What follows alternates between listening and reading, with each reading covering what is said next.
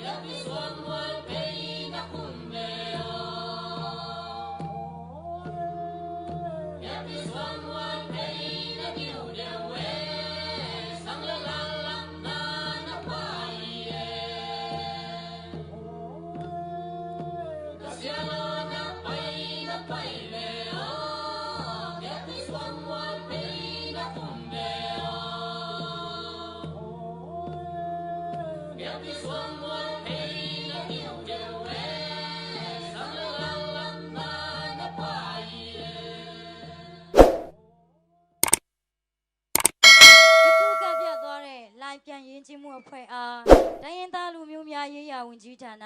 အမြဲတမ်းအတွင်းဝန်မှစုတော်ငွေကျပ်3000စေတနာရှင်တဦးမှစုတော်ငွေကျပ်5000ဆောက်လုပ်ရေးဝန်ကြီးဌာနပြည်ထောင်စုဝန်ကြီးမိသားစုမှစုတော်ငွေကျပ်5000ချင်းပြည်နယ်အစိုးရအဖွဲ့ပြည်နယ်ဝန်ကြီးချုပ်မှစုတော်ငွေကျပ်5000နဲ့ပြည်နယ်စိုက်ပျိုးရေးဝင်းမြူရေးတပ်ထုနဲ့တစ်တော်ရေးရာဝန်ကြီးမြို့နယ်တာဝန်ခံဝန်ကြီးမှစုတော်ငွေကျပ်2000တိတိချင်းမြင့်သွားပါတယ်ရှင်